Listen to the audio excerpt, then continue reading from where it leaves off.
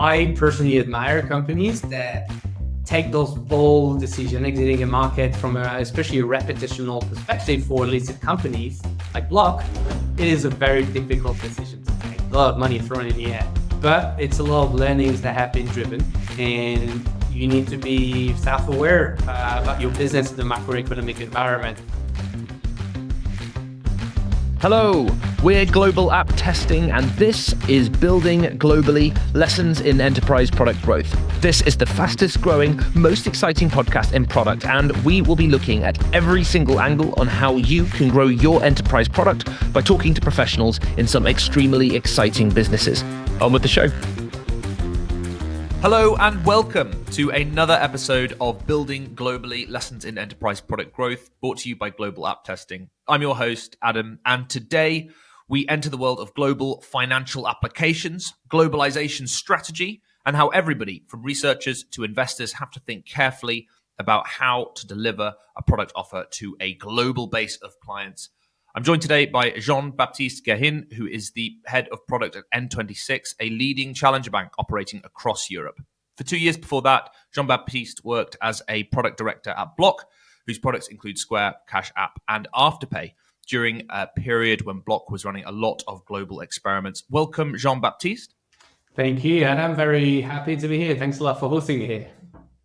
Just before we dive in, can you quickly give a sense to everybody listening who might not be familiar, or A, of N26 as an organization, and then B, just a little bit of a sense of your role across both orgs? Absolutely. So look, N26, as you said, is a challenger bank. It is one of the digital banking pioneers in Europe because it was launched in 2013. So it really benefited from that faster market advantage.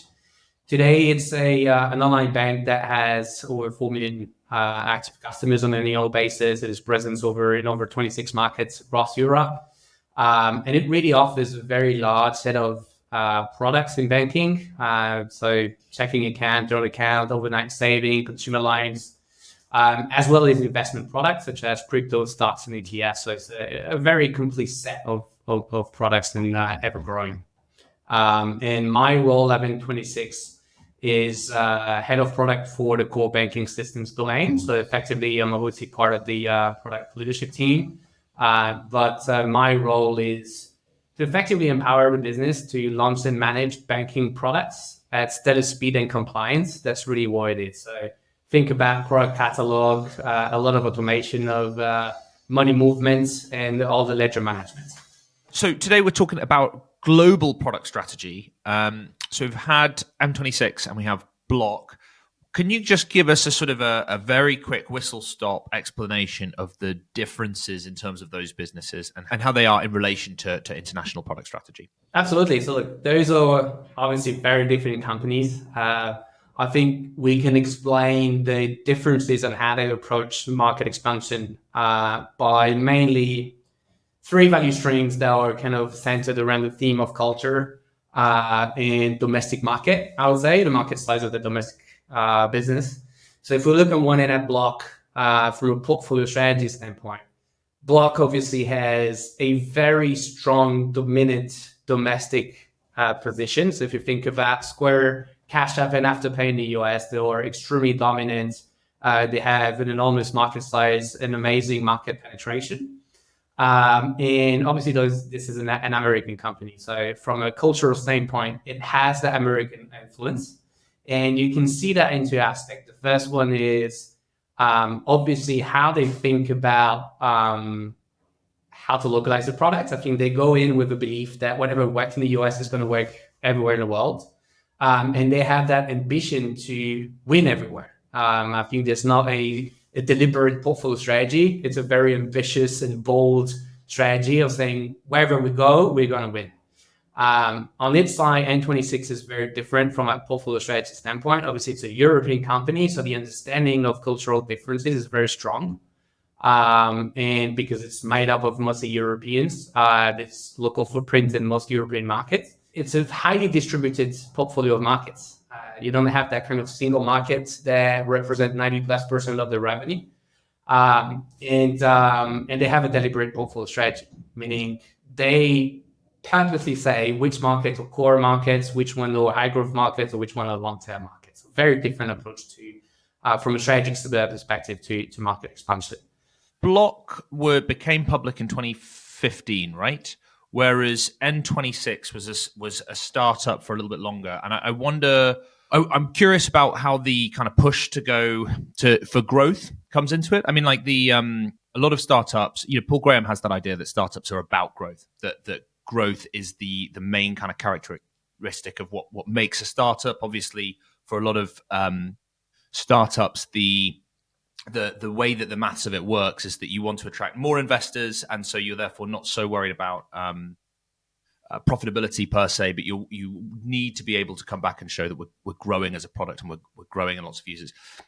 And then the other thing is that N26, by dint of being a European company, its kind of starter markets are smaller and there's less room to grow because you've not got this huge domestic market that Block had to enjoy. So I wonder whether the kind of the place where the push for international expansion came from was different. Whether there's like they're thinking differently about here's why we need to go international and be in lots of different countries.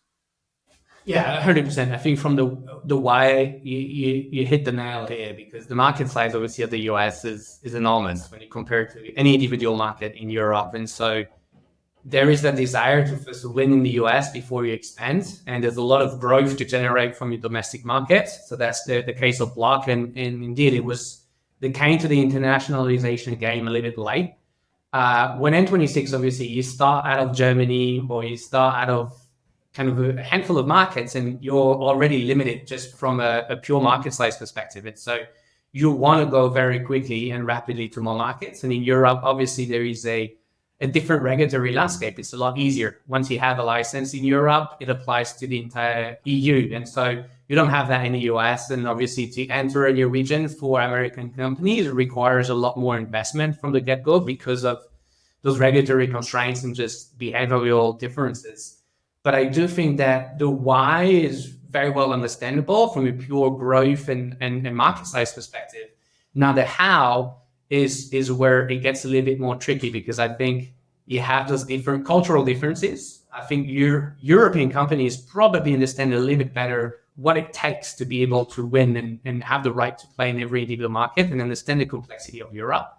Whilst American companies may tend, if they don't do enough discovery, to just assume that because it works really well in the US, it has to work as well everywhere else, when it's not the case. And they tend to look at Europe as one market, when in reality it's 30 plus markets that each have their specificities. And I think the second aspect that I wouldn't underestimate is the organizational model.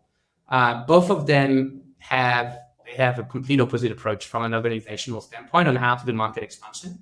Block had a very centralized approach to market expansion, meaning there were international teams dedicated to driving that market expansion. So I used to be the product director for that international domain.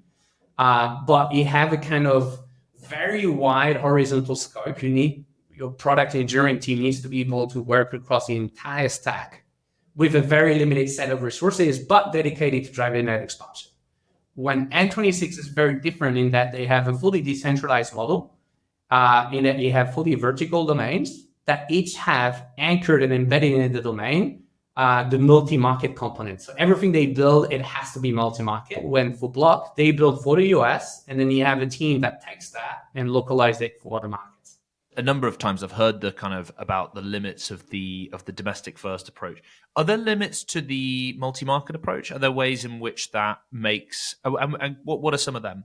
There's obvious diminishing returns in investing too much into localization. So I think what companies find is that you need to find that right balance of a hybrid model, which is often called localization. So you need to be very strategic in your discovery in figuring out what are the aspects of your product and your organization that can remain global and need to be built at scale, that can very easily scale in any market, versus what are the 3 to 4 aspects of the value proposition that require maximum flexibility to be able to be localized to any market specificities. And I think that balance is often really hard to find. And you have some companies that go to the extreme in localization, and you have that diminishing return. And some other companies going extreme and remaining fully global, but never have the right product market fit. While you were at Block, there were a number of attempts to take product international or international expansion. I wondered if you could just give us a sketch of some of those different approaches. Some of them were really successful, others were not successful. Could you just kind of talk us through some of the different approaches and why maybe you think the ones that did find success found that success, whereas the ones that failed? If we look at Block and we start with some of the success stories when it came to market expansion, I'm really thinking about, I would say, 3 markets in particular. The first one is certainly Australia. When you look at Block, they acquired Afterpay for a fairly expensive price. But having said that, Afterpay is such a dominant player in Australia and New Zealand that benefiting from that brand that they acquired helped them gain a position for both Cash App and Square as well. So very successful story through acquisition because they acquired a leader in the market. And Afterpay is a buy now, pay later solution. So it's essentially It is, although it started as a buy now, pay later solution. It's certainly growing to become more than that. It's a kind of a full payment processing business that offers now pay now, buy now, pay later, and consumer loans. So it's a very complete suite of payment products. And as Block acquired Afterpay in Australia, they launched Cash App through Afterpay, and they also launched Square, benefiting from the network that Afterpay already had as a two-sided flywheel with both merchants and consumer on both sides. Did they change the product at all for Square and Cash App, or was it very much the clone of the American product, but because you've got Afterpay as this marketing distribution channel, you're able to find consumers? They certainly did with Cash App. I think they had a much more deliberate strategy in which product they were going to focus. So they really focused on peer-to-peer and cross-border remittances, especially cross-border remittances, which is not a core focus for the US. So they did slightly localize the product, but it wasn't drastic changes to the value proposition, I would say. But really the benefit came from that absolutely dominating brand that it Afterpay in Australia. I think another example would be the UK, which was a very successful story for all 3 core businesses of Block, for Square, for Cash App, and for Afterpay. And I think the keys to success there were very much about time to market. All 3 of these businesses came into the UK being the first 2 to 5 entrants in the market. And so you didn't have that very strong established player locally. They already gained market share, and so they were able to benefit from that kind of broader disruption of the industry and being the first 2 to 3 players to be there. So they gained naturally and organically that market share. And from a localization standpoint, the UK has a lot less localization requirement that other European markets would have. Obviously, it's an English-speaking country. From a cultural standpoint, there's a lot more American influence. And from the cross-border trade perspective, you have natural network effects. So if you look at in payments, the UK to US corridor for cross-border trades is very strong. And so naturally you have network effects from your existing customer base. So you acquired Afterpay. And you made the decision that you wanted to change the emphasis of the product offering slightly contingent with where you thought the demand was in Australia. Was Afterpay involved in those decisions? You didn't go into market with like a clear idea of like, we think Australians want X, this is going to be the launch. You got there, you acquired a partner on the ground, and they helped to guide the rollout of the product that launched in Australia. So what Block did when they acquired Afterpay is that from the get-go, they embedded the Afterpay teams into Cash App and Square. So that because Afterpay is a little bit of the glue between the 2 businesses. Afterpay is a two-sided network. You have merchants on one end, consumer on the other end. And so teams that were focusing on consumers went to Cash App. Teams that were focusing on merchants went to Square. And they leveraged the knowledge and the local resources of Afterpay in Australia to think about what should be the strategy to get Cash App and Square into Australia. And they really leveraged those teams and that knowledge. So those are 2 examples of successful launches by Block. Could you take us through an example of one where it wasn't so successful and what you think went wrong, or maybe what you think didn't go right? Absolutely. So I think best example is certainly European markets for both Cash App and Afterpay, which wasn't as good of a success story. As a matter of fact, both businesses decided to exit Europe altogether. So Afterpay was present in Italy, Spain, and France. A similar thing for Cash App through the brand Verse. And I think it was a very similar story for both businesses. They didn't succeed for, I think, very good reason. The first one was the corporate strategy to enter those markets. They went through acquisition, but they didn't acquire local leaders. They acquired local companies, pretty small, that had a license, which was great. They kind of saved that effort to get a license, but they didn't have a dominant position as Afterpay had in Australia.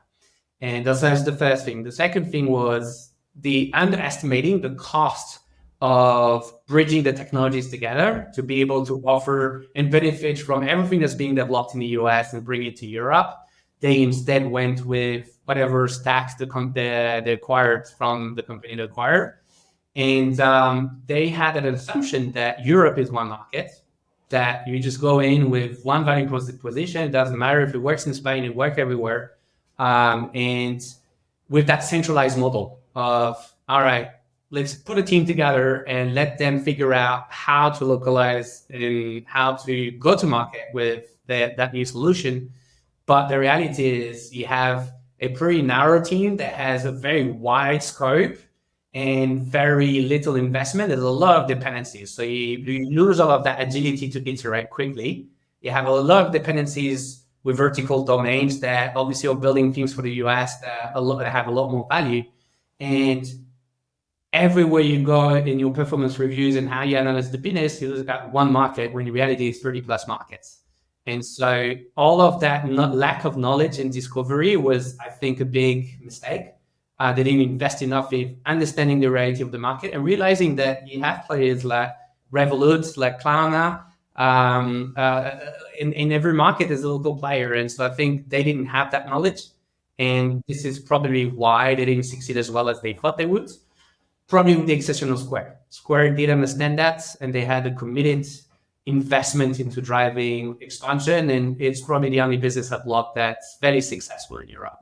You know what is going through my head as you're talking? So one of the previous, not a podcast guest, but a guest on our webinar series was Natalie Kelly, who you may or may not have heard of her, but she's a well-respected localization thought leader and has written a book on the subject. And her kind of big idea, and this might not be possible in financial services, but is intensification. And the idea is you're already global if you've got a website, and that what you need to do is listen and iterate based on individual markets in terms of what's working and keep going. And when I hear you talk and you say you need to acquire the leader of the local market and invest a lot in understanding local markets, it sounds like your theory of how to go to market is quite capital intensive, right? Which obviously would make sense for a business like Block because you can afford to go in. But I would, based on what you're saying, would it be true to say that if you want to do a global launch properly, you need to front a lot of money to get it right? Is that the case? Not really. I wouldn't say that. I think it's a much more tempered answer in that it really depends on the life cycle stage of the industry. Meaning, if you're first to market, you might as well just go there and you're going to gain that kind of disruption of the industry. It depends of the role of the market in the portfolio. Is that going to be a core market you really want to win? Or is it more of a network effect and it's more of a long-term market? I think there's an answer for absolutely every single kind of phase of the life cycle of the industry and the role of the market. I do believe that you need to find for the smaller market, what is the kind of easiest way to enter a market with an MVP that kind of generate money differently. Maybe it's a different business model that can work to test that market and iterate from there and see if you need to invest to bring it to become a core market. I think that when you enter a core market, you need to really ask yourself, should I enter myself and expand and have a local footprint? In my mind, it's a great strategy because you build upon your own technology and you bring it at scale. Or you want to go with M&A. And if you go with M&A, if it is a market that's already been disrupted and already kind of is in a mature life cycle stage, it is true that acquiring the dominant player is probably the way to go, unless you have an absolute belief about a startup that's scaling very quickly and is being very successful. But acquiring a business that is not a dominant player is very expensive just from a technology and cultural standpoint. Driving that change management to migrate and consolidate the stack to bring the culture everywhere together, this is very hard to do. And so if you acquire a dominant player, sure, you already have the customer base. If you acquire a small player, it's a very expensive play that is very difficult to put in place versus just expanding and entering yourself without acquisition. So I want to get into some more general questions about global expansion. Just before I do, can you explain what you learned at Block, maybe, that you took to N26 and how that's affected your global strategy at N26? The first thing I took away from Block was the ways of working. And it's a pretty kind of more generic thing, not necessarily attached to market expansion, but Block has, I don't know how many thousands employees, but it's a very large structure with pretty scattered businesses. But I've always been amazed how efficient they are in the ways of working. And they invested a lot of money and a lot of effort in implementing very well thought ways of working in terms of agility, but also in terms of decision-making autonomy and really putting in place very thought through frameworks that ensure that you understand where we're heading from a vision perspective. You understand where the financial constraints that we work with, but you're fully autonomous in your decision making. And it's an absolutely efficient model that works at every level. And I was pretty amazed about this. And I certainly brought that to N26 that didn't have that financial discipline or that very robust ways of working from a product standpoint. I think the second aspect is, I would say, the power of network effects. I had never seen a business that is fully built on network effects. And Block is this. It is built around multiple small networks. So think about Cash App. It's a business that fully built on word of mouth about very specific demographics in geographic zones in the US. And it's all about driving that social link for consumers, backing consumers. Then you have Square, which is very much built on a loss leader product, and then an amazing suite of incredible products where they drive themselves to build LTV. And then you have Afterpay, that's a two-sided flywheel that just feeds itself. The more merchant you get, the more consumer you get, the more merchant you get, etc. It's an infinite loop. And that network effect strategy is just incredible, the compound effect of all of this. And now Block is obviously trying to bring all of these networks together and build an ecosystem of ecosystems. I am very bullish about it. I've seen the power of it, but it's obviously very difficult from an operational standpoint to make it happen. And probably the third thing is Block is a very visionary company. Obviously, Jack Dorsey is an absolute visionary, but he surrounded himself with leaders that also anchor this in the mindset and to their own leaders. And it's really think 10 years ahead, think really big. Don't think about the small increment you're working on. Think about how can that scale 10 years from now and work backwards from it. It's really that vision and working backwards versus we need to drive, I don't know how many millions of profit today and how do we get there. It's really about think forward, work backwards, and be customer obsessed.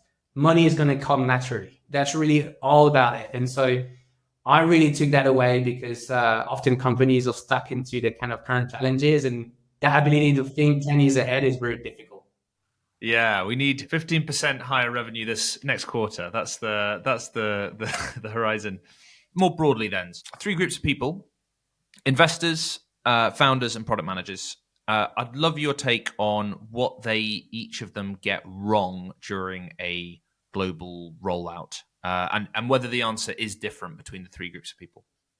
I think investors often get wrong the effort it takes to win in the market. I think they will look at market size and they'll say, okay, US equals 80, Europe equals 80, we can double the business. Well, it's not that easy. And unfortunately, it's not everything that works in one market will work in the other one. So I think it's the effort it takes to win is something that investors sometimes overestimate. And so they look at things like EBITDA and they just use a very simple linear equation. And it's not really like this. It's not as simple.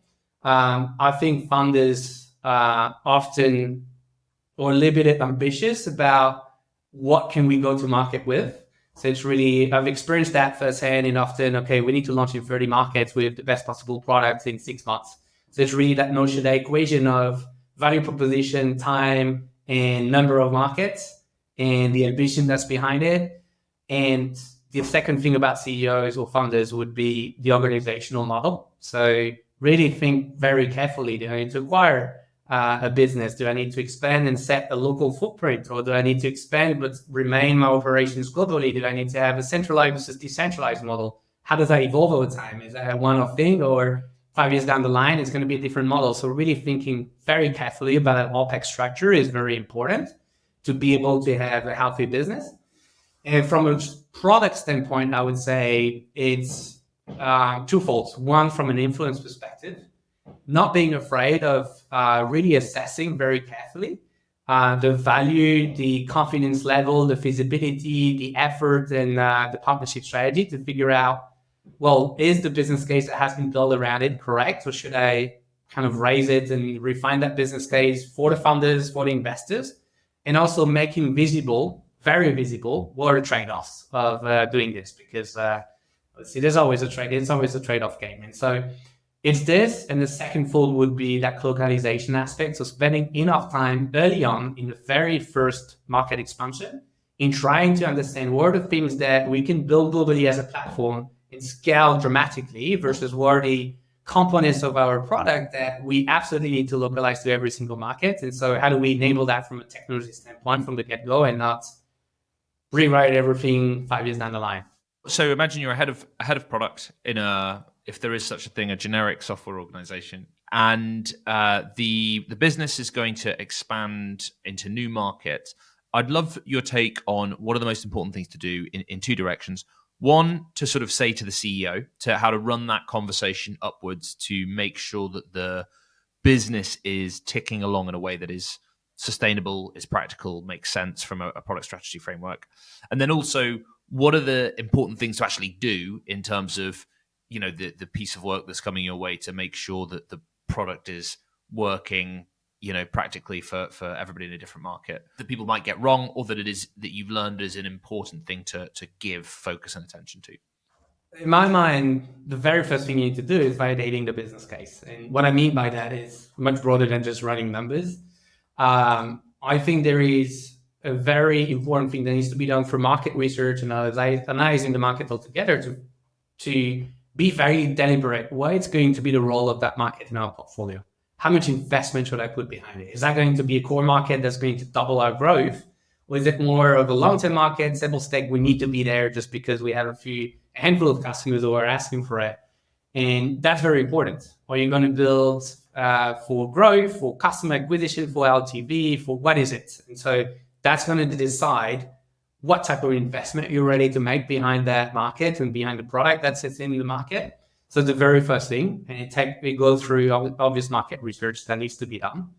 I think the second aspect is the feasibility of entering that market and understanding it's not all about technology. Obviously, there's a technology component to assess, but I'm really thinking about regulations, which is obvious in the financial services world. This is one of the most important components of market expansion, but also how easy is it going to be to enter that market and be able to play and generate revenue quickly. And so really looking at your existing customer base and thinking, are there any natural network effects that I can create from my existing customer base? Afterpay is the best example of that. They have enterprise merchants that are global. And so it's very easy to look at your customer base of merchants and look at which markets they are already in and how much revenue they generate. And in that kind of facilitate your entry to market because you already have a merchant base. So that's kind of that feasibility aspect. And I would say that the third thing that needs to be done really carefully is assessing the trade-offs. Because market expansion, the revenue equation is very attractive often, to your point. It's obviously a complete set of customers, and if you think very topically, it's very easy to acquire a whole new set of customers. But the reality is, by doing that, there's also significant trade-offs. Those are resources you cannot invest anywhere else. And so it's important to look at how does that compare and how big is the risk compared to those other initiatives. And and being very objective about it and not fear to present that to founders and investors. First thing you said there was about understanding with clarity the strategic purpose of the market entry. Obviously, product directors are not always the king of the business, and sometimes businesses won't have that clarity themselves. They'll be asked to do something, and the business, if they really examine themselves, everybody would give a different answer, or they're not sure. Why is that clarity important? Why is it important that everybody should be, nodding their heads the same way in terms of this is the exact role of this global rollout in our kind of product portfolio? And it is important more so than anything else in market expansion, more so than in a product launch, I believe, because it's not a product only game. We need to put marketing behind it. You need to put sales maybe behind it. There's operational standpoint from especially a customer support perspective. You can double the structure of customer support very quickly. So you need to have that 360 understanding of what will it take to enter that new market. And it's very important to understand the role that market will play, because that's what's going to be dictating a little bit how much OpEx am I going to put behind it, and how much marketing investment am I going to put behind it. Because if we overinvest, the return on investment is going to be pathetic. But on the other end, which is probably what happened to Block to some extent post-COVID, well, I'm going to the market footprint, I'd say a local footprint, but if I'm not investing to acquire those customers and to build that brand awareness, what's the point? And so I think going with that clarity of, okay, we're going to that market as a core market, we want to double the growth into that market, versus this is just a table stake, network effect of current customers. We don't really care about being dominating in that market. It already tells you, do I need a customer support structure? Do I need a local footprint with salespeople? Do I need marketing investment? All of that is going to be defined by the role that we believe the market should play in our portfolio. Obviously, this evolves over time and we can iterate, but it's important to get it right and to get the organization aligned very early on, so that everyone is aligned behind those same objectives and what the market should be bringing to the business. And do you have any advice on drawing out that strategic clarity in situations where it does feel muddled between different leaders?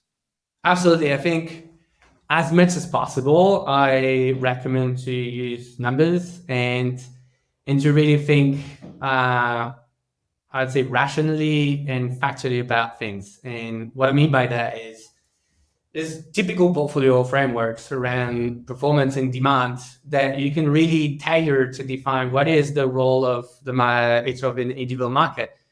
If your business is a high LTV business, you can set the performance around the LTV and looking at, from a market research perspective, what is the typical average spend of those customers, what's the credit score of those customers in that market, the market size, etc. It gives you an idea of value. And then you can look at things like, okay, how easy is it going to be to grow? What's the regulatory landscape like? What is the competitive landscape like? Do we have already dominant players? And do we have any network effect that we can benefit from the get-go? And with those two axes, you can very easily look at where the markets that have a high value potential and a high growth potential versus those that have a low value, low growth potential. And based on that, you can very easily define, okay, what does that mean then in terms of marketing investments, OpEx structure, operational costs, etc. In terms of actual go-to-market efforts, they're notoriously difficult to get right from a kind of calendar perspective, right? You've got a lot of different teams coordinating. You've got people whose quarterly results, if they're short-sighted, are going to be based on the assumptions about where things are going to be at certain times. You've got commercial people often pushing forward in order to try and access the addressable market. But then you've also got legal, operational hurdles of all kinds that are unpredictable. Do you have any advice on managing the calendar, managing the tension between departments there? How should you think about starting to kind of put a timeline and a framework in place for that rollout? It's definitely a very complex situation, but I would say it's the everlasting challenge for any product person and beyond market expansion. But I would say as much as possible, there is the investment obviously in discovery and understanding what it takes for each of those teams to run the go-to-market, to set up the operations, etc. And to be very realistic, I think what I like to do is show what kind of 4 or 5 scenarios of value proposition we could build from the most MVP one to the most lovable product possible, and show, okay, here's the effort. Now, sales, maybe you're committed to specific customers that we're going to be in that market in 4 months. Here's what we can build in 4 months. Is that enough? Yes, no. And kind of get that alignment from each of the functions around, okay, what is the minimum we can launch the market and how long does that take? Versus, okay, that it doesn't make sense to maybe wait a month or 2 more so that we can go with the full firepower of go-to-market and with all the features that are absolutely mandatory to be successful, and just hold on. So in my mind is through ways of working and thinking very carefully about the KPIs you're setting for the market expansion to bring that alignment across function. But it's all about leadership. If that kind of top-down strategy commitment from the business is not there, that's where all the friction were really hard to navigate. And so my best recommendation I have is to fix this from the get-go, from a leadership perspective and a top-down strategy commitment of, we want to enter, but we want to enter with this type of NPS and this type of LTV and conversion rate. And you kind of set the boundaries and let the teams work within those boundaries that are very clear and have been set top-down across all functions. That to me is what I've seen being the most successful. Otherwise, they have a lot of frictions. And those are sort of success criteria. Do you set, or should one set failure criteria as well? Is it that at that stage you should go, if we don't meet these targets, we will declare it a failure and exit the market? I wouldn't go necessarily until exiting the market. I think there's a lot of things that can be done before you fully exit the market. But yes, absolutely. I think it's absolutely mandatory to run a pre-mortem exercise to understand what all the risk in the business across functions so that you can identify those early and monitor those post-launch, and to set thresholds of how far are we okay to go in those metrics, meaning negatively speaking, but not necessarily to trigger, okay, now we roll back and we exit the market altogether, but rather saying, do we need to activate some investment levers, or do we need to scale back a little bit our go-to-market and keep building the product before we truly invest into driving acquisition? So it's more in the kind of piloting the market expansion rather than fully exiting, I would say. If in the circumstances where a business does have to exit, or they do withdraw from different countries, maybe they've been overexpanded, do you think that that's usually evidence of mistakes within the process, something that the business has done wrong? Or is it just that, there's actually an element of uncertainty in launching in global markets? You can't have every product right in every market, and no matter what you do, a certain percentage are going to go wrong. 100% the latter, I would say. I think like any product launch, any change, any business does to the market, there's never an absolute certainty that it's going to work out. And so I think it's just a learning. Now, I personally admire companies that take those bold decisions, exiting a market from especially a reputational perspective for listed companies like Block. It is a very difficult decision to take, and it's a lot of money thrown in the air.